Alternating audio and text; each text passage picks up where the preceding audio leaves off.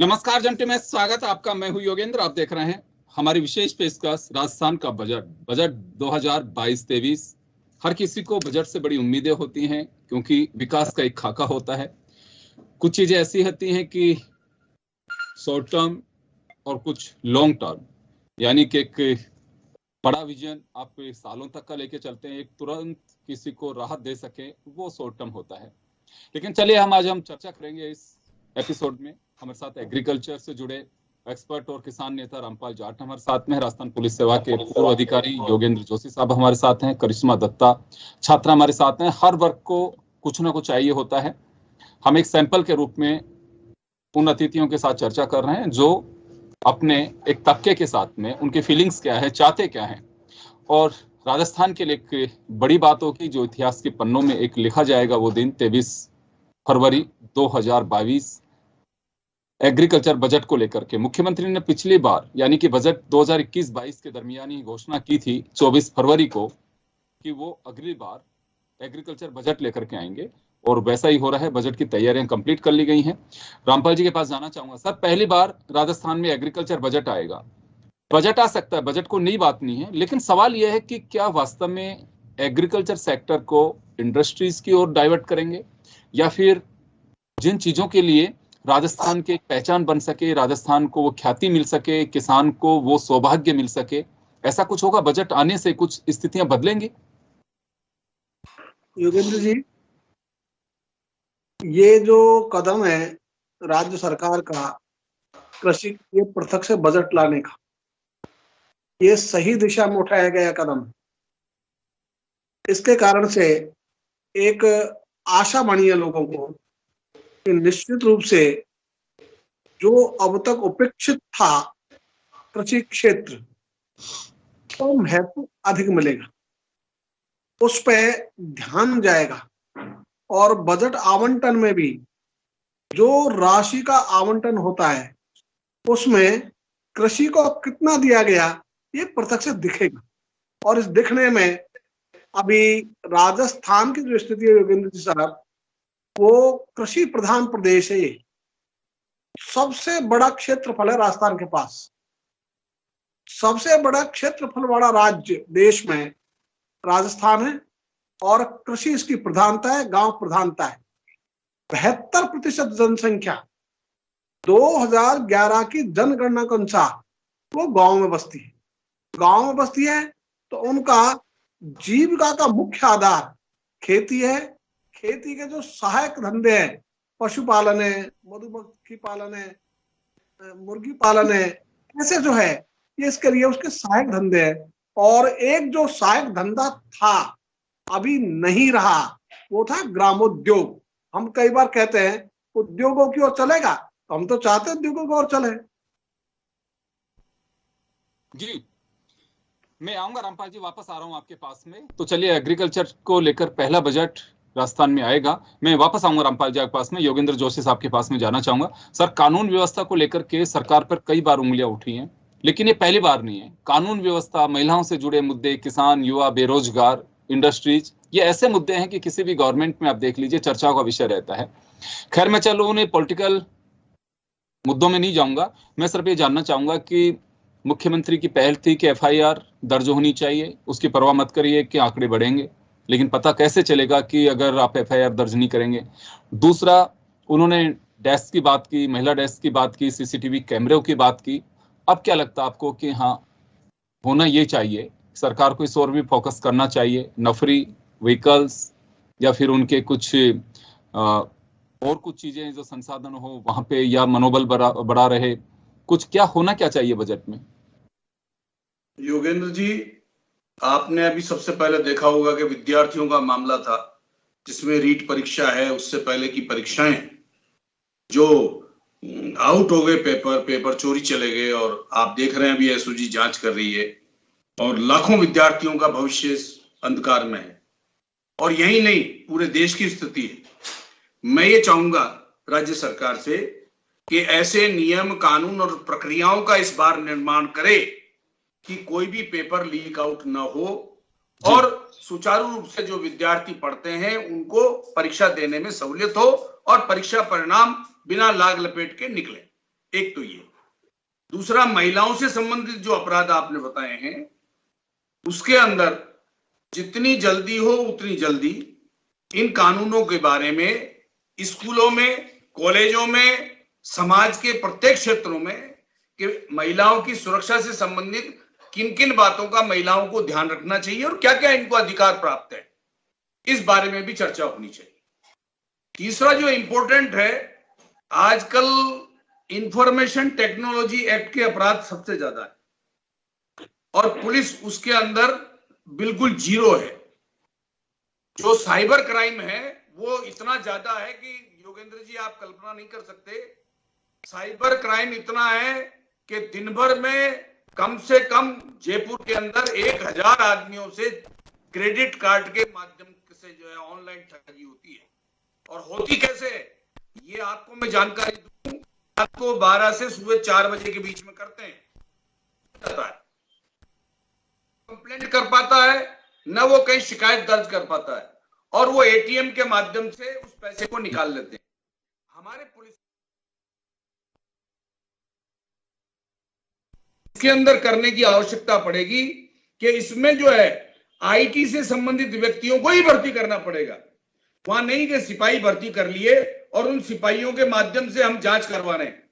आप देखिए ये एक कंप्लेंट है, ये इंफॉर्मेशन टेक्नोलॉजी एक्ट की कंप्लेंट है, 1.5 लाख रुपया निकल गया, लेकिन थाने में कंप्लेंट दर्ज है, एफआईआर दर्ज नहीं है। अब ये कंप्लेंट दर्ज है, उसके पैसे रुकवा लिए गए, लेकिन किसके माध्यम से किस बैंक में पैसे गए, किस व्यक्ति ने फ्रॉड किया है, उसको कैसे पकड़ेंगे? कंप्लेंट पे तो पकड़ नहीं सकते। तो हमारे यहाँ क्या हो रहा है, ये कंप्लेंट का अधिकार एक रजिस्टर्ड अधिकार हो गया पुलिस का कि चाहे कॉग्निजेबल ऑफेंस हो चाहे नॉन कॉग्निजेबल ऑफेंस हो, सबसे पहले आपकी कंप्लेंट दर्ज कर देते हैं, सिपाही को जांच करने के लिए दे देते हैं। अरे भाई, कॉग्निजेबल ऑफेंस से धारा 67 आईटी एक्ट का मामला है, 420 का मामला है, इसमें एफआईआर दर्ज क्यों नहीं करते? तो हमारे यहाँ सबसे बड़ी जो कमजोरी है वो आईटी सेक्टर की है। पुलिस के अंदर आपकी बार से अगर मुख्यमंत्री चाहें तो आईटी एक्सपर्ट ही भर्ती करें, जिसके अंदर जैसे थाने में है तो थाने में 4 कर्मचारी आईटी से संबंधित भर्ती हो, जिले में एक अधिकारी डीवाईएसपी इसी का हो और ये आईटी से भर्ती हो। ये जो साधारण एमबीए एमबीबीएस नहीं होने चाहिए। जब तक ये नहीं होगा तब तक इसके अंदर कोई सुधार नहीं होगी। और तीसरा ये है कि ये इनमें अपराधियों को सजा नहीं हो रही है, पकड़ में नहीं आते अपराधी। कोई बिहार में बैठा है, कोई दिल्ली में बैठा है, कोई वेस्ट बंगाल में बैठा है और वो अपराध कर रहा है, जबकि रजिस्टर्ड अकाउंट बैंक अकाउंट में पैसे ट्रांसफर होते हैं। तो मेरा आपसे अनुरोध है कि साइबर क्राइम छोड़ दिया जाए। बिल्कुल, साइबर क्राइम की और ठगी की जिस तरह की वारदातें हो रही है, निश्चित रूप से एक सेल की आवश्यकता है। अभी भी हम साइबर थाने तो खोल देते हैं लेकिन वहां कोई इस तरह का एक्सपर्ट नहीं है। वो ठगी होती है, मुझे लगता है कि उस तह में जाने की आवश्यकता है कि किस सिम को काम में लिया गया, अगर चोरी का सिम भी है तो कहां से, किस एड्रेस से, कैसे, बहुत सारी चीजें उसको लेकर के मुझे लगता है कि फोकस करना होगा। चलिए करीना, आपके पास आना चाहूंगा। यूथ क्या सोचते हैं बजट को लेके? सर, अकॉर्डिंग टू मी ये जो बजट आने वाला है इससे हर जितने भी सेक्टर्स हैं उन सबको बहुत एक्सपेक्टेशन है, पर हम जैसे यूथ को सबसे ज्यादा है, क्योंकि हमारी कंट्री में अनएम्प्लॉयमेंट का जो प्रॉब्लम है वो बहुत टाइम से चलता हुआ आ रहा है। ऐसे में अगर अनएम्प्लॉयमेंट को इरेडिकेट नहीं किया जाएगा, उसको हटाया नहीं जाएगा, तो इंडिया कभी भी एक अच्छा और डेवलप्ड नेशन नहीं बन पाएगा। सबसे पहली बात तो ये। दूसरी चीज ये, जब भी कोई पॉलिटिकल पार्टी आती है, जब भी इलेक्शंस होते हैं, हमेशा हमें टारगेट किया जाता है ये सोचकर कि जो यूथ है वो लीडर्स ऑफ टुमारो है। तो जब हम लीडर्स ऑफ टुमारो हैं तो हम लोगों को उतने इक्वल अपॉर्चुनिटीज दी जानी चाहिए। जैसे कि अभी सर ने बोला कि रीट का जो एग्जाम था वो कैंसिल हो गया, इतने टाइम के बाद सबसे पहले तो वो कराई गई, इतने सारे लोगों का भविष्य संकट में आया पड़ा, और अब तो ये चीज हो गई है कि एक पेपर की बजाय 2 पेपर आपको क्लियर करने पड़ेंगे अगर आपको वो पर्टिकुलर गवर्नमेंट जॉब चाहिए। तो जब आप हमें इतना इंपॉर्टेंस देते हैं तो आपके बजट के अंदर इतने सारे प्रोविजंस होने चाहिए। जो सेंट्रल गवर्नमेंट है वो तो ठीक है, वो तो अपना काम कर रही है एक सेंट्रल लेवल पे, बिकॉज उसको पूरे इंडिया को देखना है। पर जो हमारी स्टेट गवर्नमेंट है उनको भी ऐसी स्कीम्स या ऐसी पॉलिसीज लॉन्च करनी चाहिए जो कि अनएम्प्लॉयमेंट की जो प्रॉब्लम है या जो और भी रिलेटेड इश्यूज हैं जो कि यूथ से रिलेटेड है, वो सबको इरेडिकेट कर दिया जाए ग्राउंड लेवल पे। क्योंकि जब तक ग्राउंड लेवल के जो लोग हैं वो खुश नहीं होंगे, तब तक आप ऊपर वालों को खुश करके भी कुछ अचीव नहीं कर पाओगे, क्योंकि वो लोग भी इक्वल पोर्शन में है कंट्री के। इसलिए यूथ को भी ऐसी चीजें आप लाइए, ऐसे आप प्रोग्राम्स लॉन्च करिए। अब जैसे कोरोना के टाइम में सिर्फ ऐसा ऑनलाइन ही एक मीडियम था जब हम कम्युनिकेट कर पा रहे थे, पर इस मीडियम को भी हम यूज कर सकते हैं। एक रूरल पॉपुलेशन के लिए भी एक अपॉर्चुनिटी बन सकती है वो, किस तरीके से, क्योंकि टैलेंट की कमी तो कहीं पर भी नहीं है, वो अर्बन पॉपुलेशन हो चाहे रूरल हो चाहे सेमी अर्बन हो चाहे कोई भी एरिया हो। इसीलिए अपॉर्चुनिटीज इक्वल क्रिएट करी जानी चाहिए और स्टेट गवर्नमेंट को भी हर एक चीज का ध्यान देना चाहिए कि किस तरीके से हम नए स्कीम्स को लॉन्च करके लोगों को चांस दे सकते हैं। जी, दूसरा एक मैं जानना चाहूंगा करीना कि एग्जाम्स को लेकर के बड़ी बातें चलती हैं अभी, जैसे रीट का जिक्र जोशी साहब ने किया, और एक टाइम टेबल होना चाहिए कि जैसे हम स्टडी करते हैं कि आप स्टेट बोर्ड या हम लोग सीबीएसई से जुड़े हैं या फिर यूनिवर्सिटीज से हैं, एक टाइम का मालूम होता है कि हमारा एग्जाम होगा, कब फॉर्म भरे जाएंगे और कब एग्जाम होगा, ये सारी प्रोसीजर होते। क्या लगता है कि अब गवर्नमेंट को इस पर फोकस करना चाहिए, इसको सेल बनाए या फिर एक ऐसा प्रोफॉर्मा तैयार करे या फिर ऐसा कैलेंडर जारी करे जिसकी वजह से हम कह सके कि हाँ एग्जाम पर्टिकुलर टाइम पीरियड में होते हैं और ये होने चाहिए। जैसे बहुत सारी जगह मैं देखता हूं कि एसएससी के एग्जाम होते हैं या दूसरे होते हैं, वो एक टाइम पीरियड में तय होते हैं, यूपीएससी भी करती है। तो क्या इस और फोकस करने की आवश्यकता है अभी? बिल्कुल सर, मैं ये डेफिनेटली मानती हूँ कि हमको इस टॉपिक के ऊपर भी फोकस करने की बहुत जरूरत है। उसका सबसे बड़ा रीजन ये है कि जब बच्चों को ये पता चल जाता है कि उनके पास इतने दिन है इस पर्टिकुलर एग्जाम को देने के लिए, तो वो अपना पूरा टाइम उसी पे डेडिकेट करते हैं। क्योंकि एक बच्चा जो गवर्नमेंट जॉब ओरिएंटेड होता है वो किसी एक पेपर में तो वो एक पेपर का फॉर्म तो नहीं भरता, वो बहुत सारे फॉर्म्स को भरता है, क्योंकि उनको उम्मीद होती है कि वो किसी में तो निकल ही जाएंगे। एंड सबसे इंपॉर्टेंट चीज मुझे लगती है वो ये होती है कि जब आपको ये पता होता है कि एक एग्जाम का पर्टिकुलर डेट ये है, उसके लिए मुझे में बस इतना टाइम है प्रिपरेशन के लिए, तो मुझे लगता है कि कोई ऐसा विद्यार्थी जो बहुत डिसिप्लिन्ड होगा वो हर एक एग्जाम को काफी अच्छी तरीके से निकाल पाएगा, ताकि उसके पास भी ऑप्शन हो कि वो ये चूज कर सके कि उसका जहां पर भी सिलेक्शन हुआ है वो वहां जा सकता है। तो जब हमारे जो इतने अच्छे पॉलिटिशियंस है, इतने वो दिमागदार है, उनको उस कुर्सी पे बैठाया गया है तो कुछ सोचकर ही बैठाया गया होगा, तो जब उनमें इतना दिमाग है तो फिर मुझे लगता है कि वो हमारी कंट्री को हेल्प कर सकते हैं। जब वो हमसे वोट मांगते हैं और हमें कन्विंस करने की कोशिश करते हैं तो हम उनकी बातों में आके वो ट्रस्ट करके उनको वो वोट देते हैं। तो जब हम उन पे इतना भरोसा दिखा रहे हैं तो उनकी रिस्पॉन्सिबिलिटी भी बनती है कि वो बदले में हमें वो चीज दे जो हम उनसे एक्सपेक्ट करते हैं। बिल्कुल, गिव एंड टेकन वाली बात है कि जब आप वोट लेते हैं तो कम से कम आपको भी कुछ देना चाहिए, रिटर्न गिफ्ट तो दीजिए, कम से कम जिसका हक बनता है वह उनको लौटाइए। बिल्कुल आपसे की बात सही है। मैं रामपाल जी के पास वापस जाना चाहूंगा। रामपाल जी, प्रोसेसिंग यूनिट्स, और ये कहा जाता है कि एग्रीकल्चर को स्ट्रक्चर कल्चर में डेवलप किया जा सके। मैं जैसे पहले भी आपसे बात कर रहा था कि बजट केवल एक बजट ना बने, बजट हम एक, चाहे यूनियन बजट की बात करें, पहले रेलवे बजट हुआ करता था, स्टेट बजट है, स्टेट बजट का भी अभी डिवीजन करके हम उसमें एग्रीकल्चर बजट भी ऐड कर रहे हैं, उसको अलग कर रहे हैं। लेकिन बजट तो किसी भी सेगमेंट का होता ही है, उसके बिना काम नहीं चल सकता। अब एग्रीकल्चर का आप अलग सा बजट ले रहे हैं, तो मेरा कहना यही है कि केवल ये बस नहीं, तस्वीर भी बदले और तकदीर भी बदले। किसान को लेकर के जिस तरह से हम कहते हैं कि किसान बेचारा किसान, वो बेचारा किसान नहीं, वो दुनिया का पेट भरता है, खुद चाहे भूखा रह सकता है, तो बेचारा नहीं हो सकता है, उसे हम अन्नदाता के रूप में देखते हैं। लेकिन बजट में केवल बस ये नहीं हो कि बजट घोषणाएं, आपको लगता है सभी अतिथियों को कि कोई ऐसा सिस्टम भी डेवलप होना चाहिए जो मॉनिटरिंग सेल के रूप में काम करे, मॉनिटरिंग कर सके कि हाँ बिल्कुल इतना काम हुआ कि नहीं हुआ, ये बजट तो एलोकेट कर दिया गया लेकिन यूटिलाइज क्यों नहीं हो पा रहा। ऐसा भी कुछ आवश्यकता महसूस करते हैं आप लोग? योगेंद्र जी, एकदम ये आपने जो बात कही ये सही है। बजट के बाद में उसके क्रियान्वयन के लिए कोई भी एजेंसी, कोई भी फोरम ऐसा होना चाहिए जिसकी मॉनिटरिंग करे। और दूसरा इसका सब बड़ा पार्ट ये है कि जो मतदाता है, जो करदाता है, वो इसकी मॉनिटरिंग शुरू करे, उनमें चेतना आवे। वो जो चेतना है सबसे बड़ी मॉनिटरिंग तो वही होगी जिसके आधार पर लोग बजट को के क्रियान्वयन को दोनों को परख सकेंगे। वो परखने वाली ताकत वो मतदाता में और करदाता में वहां पैदा होनी चाहिए, वहां से ही कंट्रोल होगा। लेकिन अब तक जब तक ऐसी सूचना नहीं आवे तब तक ऐसा कोई भी फोरम को तैयार करना चाहिए जो लगातार इस काम को करता रहे, क्रियान्वयन में प्रभावी वो क्रियान्वयन हो, उसको लगातार करता रहे, लोगों को जानकारी देता रहे। ये भी चेतना लाने का बहुत बड़ा माध्यम होगा। ये जो चेतना के द्वारा ही ये संभव हो सकेगा कि बजट लाने वाले एक बार नहीं। आपको लगता है कि सरकार इस ओर गौर कर सकती है कि क्योंकि जब असेंबली इलेक्शन थे तो राहुल गांधी ने 2 जगह इसका अनाउंसमेंट किया था कर्ज माफी का, चलिए उन्होंने सोसाइटी बैंक्स का तो कर दिया, लेकिन जो नेशनलाइज्ड बैंक है जो सरकार के क्षेत्र से बाहर हैं, आपको लगता है कि अगर वो कर्ज माफ नहीं कर सकते हैं तो किसानों के लिए कोई ऐसी प्लानिंग लेकर के आ सकें कि किसान खुद कर चुका सकें? एकदम सही कहा आपने। हमने तो शुरू से जो ऋण माफी है ना, जो चुनाव में की जाती है, इसका हम पक्ष में नहीं रहे।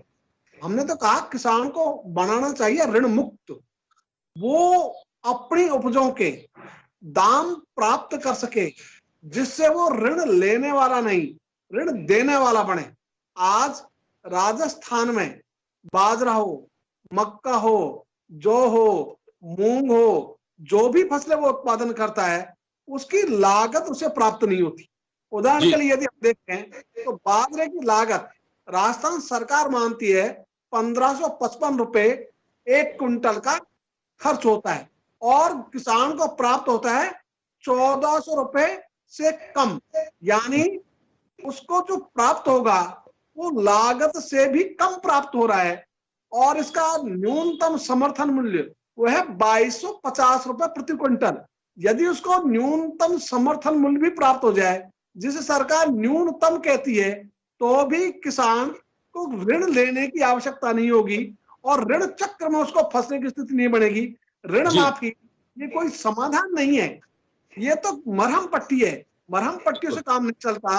रक्त शुद्धि करो, मरहम मत करो। तो रक्त शुद्धि की बात करो ना, किसान ऋणी ही नहीं हो इसकी बात करनी चाहिए। और जिस दिन किसान ऋणी नहीं होगा उसके लिए 2 काम बहुत जरूरी होंगे जो आपने चर्चा शुरू की योगेंद्र जी। एक तो युवाओं को रोजगार। आज युवा तनाव में है, उसके परिजन चिंतित है क्योंकि गांव में से रोजगार मिटा दिया गया। वो हमारी आजादी प्राप्त हुई हमको, उसके बाद में जो हमने दिशा पकड़ी वो हमने पकड़ ली बड़े उद्योग और शहरीकरण। इन दोनों के कारण गांव के जो एक गांव में लगभग 10 उद्योग थे वो समाप्त हुए। इसलिए हर गांव में कम से कम 1 उद्योग तो इस बजट से शुरू हो, ये लोगों की अपेक्षा है। और यदि 1 शुरू होगा तो ये 10 भी हो जाएंगे। तो आज युवाओं को आवश्यकता है रोजगार की। वो मुंह भी ताकते रहे, परीक्षा में नहीं बैठते रहे बेचारे। और ये परीक्षा रामपाल जी, समय का अभाव है, मैं अभी दोनों गेस्ट से 1-1 मिनट दूंगा। जोशी साहब आपके पास में आना चाहूंगा। मैं एक बात और जानना चाहूंगा कि भ्रष्टाचार मामले काफी आते हैं, एसीबी काफी कार्रवाइयां भी कर रही है, उन्हें एक पैरेलल फंड भी दे दिया गया है क्योंकि ये माना जाता था कि लोग पैसे देना नहीं चाहते, कि मेरा पैसा अटक जाएगा। इस फंड को बढ़ाया जाना चाहिए। दूसरा, अभियोजन स्वीकृति में कुछ फास्ट होना चाहिए। और एक बात और मैं जानना चाहूंगा कि मामले बहुत सारे आते हैं, अभी महिला अपराध बढ़ते हैं, पहले केस ऑफिसर स्कीम या फिर फास्ट ट्रैक अदालतें और ये थी, इसका कुछ बढ़ाने की आवश्यकता है कि कानून की तीव्रता भी आ सके, ये आपने बिल्कुल सही, न्याय में तेजी आ सके। बिल्कुल न्याय में तेजी के लिए देखो योगेंद्र जी, अब नियम कानून और प्रक्रियाओं में परिवर्तन का समय आ गया। हम 1861 के कानून से कब तक काम करेंगे? आप बताइए, अब तक पुराने कानून ना तो इन्होंने हटाए और नए इन्होंने बनाए हैं तो लागू नहीं किए। अब पुलिस एक्ट में 2007 का पुलिस एक्ट बना हुआ लेकिन लागू कोई नहीं करता। आप देखिए कि सुप्रीम कोर्ट ने गाइडलाइंस दिए प्रकाश सिंह के मामले में, लेकिन उन गाइडलाइंस की एक भी पालना नहीं करते हैं। उसमें यह तक कहा गया है कि सिक्योरिटी कमीशन का गठन किया जाए, पुलिस की कंप्लेंट्स के लिए अथॉरिटी बनाई जाए, थाना प्रभारी से एसपी तक, डीजी तक के निर्धारित किए जाए समय। और दूसरा ये है जो एंटी करप्शन का आपने देखा है, अभी 2-4 दिन पहले एक बाबूजी पकड़ में आए थे जो बोले कि मैं तो एक तो परिवादी को गोली मारूंगा छूटते ही, दूसरा है फिर उसके बाद में दोबारा पैसे लूंगा और पैसा कमाऊंगा। तो ये हमारे कानून की हालत है। मैं कहता हूं प्रोसिक्यूशन सैंक्शन की आवश्यकता क्या है? दूसरे अपराधों में भी तो हम पकड़ के बंद करते हैं और उसमें एपीपी क्राइम का बता देता है साहब ये बिल्कुल नियम है। तो प्रोसिक्यूशन सैंक्शन जब तक रहेगी एंटी करप्शन ब्यूरो में तब तक अपराधियों का जलवा बढ़ा रहेगा। आप देखिए रोज पकड़ में आते हैं, अब तो डरते तक नहीं है, परिवादी को गोली मारूंगा और निकलते ही फिर भ्रष्टाचार करूंगा। तो मेरा कहना है कि ये कितना भी अब पुलिस के डीजी है, बड़ा लवाजमा बना रखा है, ये किसी काम का क्या है? फिर जब तक आप प्रोसिक्यूशन 273 मामले ऐसे हैं आय से अधिक संपत्ति के सरकार में पेंडिंग है कि आप अनुमति दो तो इनकी जांच करें। सरकार ने सिर्फ 15 में अनुमति दी है, बाकी में अनुमति नहीं दी। मेरा कहने का तात्पर्य है कि इन सब चीजों में आमूलचूल परिवर्तन की आवश्यकता है। अगर किसी एक्ट में, किसी नियम में कोई कमी है तो उसमें इनको संसद विधानसभा में ला करके पास करनी चाहिए और चेंज करने चाहिए। जी चलिए, मेरा एक आखिरी सवाल होगा करीना आपसे। करीना, एग्जाम को लेकर के काफी चिंताएं हैं, जैसे मैंने पहले भी कहा आपसे, कुछ ऐसा किया जाना चाहिए कि कॉलेज हो चाहे स्कूल हो, यहाँ पे एजुकेशन के लिए हम कॉलेज खूब खोलते हैं, स्कूलें भी खूब अनाउंस की जा रही हैं, लेकिन कुछ हम ये दे पाते हैं कि क्वालिटी एजुकेशन पे कितना गौर कर पाते हैं? तो इसकी कहीं आवश्यकता है? तब बिल्कुल सर, आवश्यकता डेफिनेटली है, क्योंकि एजुकेशन एक ऐसा सेक्टर है जो नेवर एंडिंग है। आज नहीं तो कल, नहीं तो परसों, हर दिन कुछ ना कुछ नया आ ही रहा है। तो मुझे ऐसा लगता है कि क्योंकि मोदी जी बोलते हैं ऐसा कि यूथ क्या है, यूथ हमारा जो है वो लीडर ऑफ टुमारो है। तो जब लीडर ऑफ टुमारो को आप एम्पावर करेंगे तो अल्टीमेटली क्या एम्पावर होगा? इंडिया एम्पावर होगा। तो जब आप इंडिया को एम्पावर करने की बात कर रहे हैं तो आप उनकी क्वालिटी ऑफ एजुकेशन के ऊपर मुझे लगता है भरपूर तरीके से फोकस किया जाए, क्योंकि एजुकेशन एक ऐसा वेपन होता है जो कभी भी आपको किसी के नीचे लगने नहीं देता है। अगर आपको किसी चीज के बारे में नॉलेज है, अगर आपको किसी चीज के बारे में पूरा ज्ञान है, तो अगर वो ज्ञान ऐसा है जो दूसरे इंसान को आप उसको मात दे सकते हो उसके ऊपर, तो वो चीज बहुत जरूरी होती है। तो कॉलेज हो, स्कूल हो, एक ऐसा लेवल हो, सेकेंडरी लेवल हो, प्राइमरी लेवल हो, कोई भी लेवल पे हो, क्वालिटी ऑफ एजुकेशन के ऊपर से कॉम्प्रोमाइज बिल्कुल भी नहीं किया जाना चाहिए, क्योंकि वही एक ऐसा सहारा होता है जो आपको लाइफ में एक जगह से लेकर दूसरी जगह तक ले जा सकता है। सो मुझे लगता है कि जब पेरेंट्स हमारे पैसा इन्वेस्ट करके हमारे को एक बेस्ट स्कूल में पढ़ा रहे हैं, तो इन रिटर्न हमें भी वैसे ही टीचर्स या वैसा ही सर्विसेज मिलनी चाहिए जो हमारी क्वालिटी ऑफ एजुकेशन के ऊपर अच्छी तरीके से फोकस करे। बिल्कुल, निश्चित रूप से। और ये देखना होगा कि मैं पहले अक्सर सुना करता था कि अगर विकास चाहिए तो थोड़ा सा कड़वे घूंट तो पीना पड़ेगा, और सरकार ताज, कांटों भरा ताज होता है, सरकार पे जो भी जिस पे ताज लगता है यानी कि कुर्सी पे बैठते हैं, लेकिन वो चीजें नहीं आती। बहस होती है कि आपने उधार लिया, कर्जा बढ़ गया, फिर कहा जाता है कि विकास के लिए कर्ज लिया है। हमने उधार घी पीने के लिए नहीं लिया। लेकिन मुझे लगता है कि ये जुमले सुनने का प्रदेश आदि नहीं है, ये विकास होना चाहिए। कर्ज जितना बढ़ता जा रहा है, हमारे बजट के आकार से भी डबल कर्ज हो गया है, तो मुझे लगता है कि ये बड़ा एक राजकोषीय घाटा के साथ साथ प्रदेश पे जो कर्ज का भार है वो भी एक चिंता का विषय है। सरकार शायद हो सकता है इस पे गौर कर रही होगी, उनके पास में एक्सपर्टीज की टीम है, कई सेवानिवृत्त IAS उनके साथ में जुड़े हुए हैं, खुद एक विजनरी, एक लीडर, अच्छे पार्लियामेंट्रियन है अशोक गहलोत खुद भी। तो चलिए, हमें इंतजार होगा कि क्या खास आती है। हमने एक सेक्टर को चुनने की कोशिश की जिसमें अपने अपने व्यूज हैं, ओवरऑल एक जनता में से यही कुछ निकल करके आ रहा है जो हमारी अतिथि बात कह रहे हैं। बहुत बहुत शुक्रिया आप सभी का। फिलहाल बजट विश्लेषण में इतना ही, दीजिए इजाजत, नमस्कार।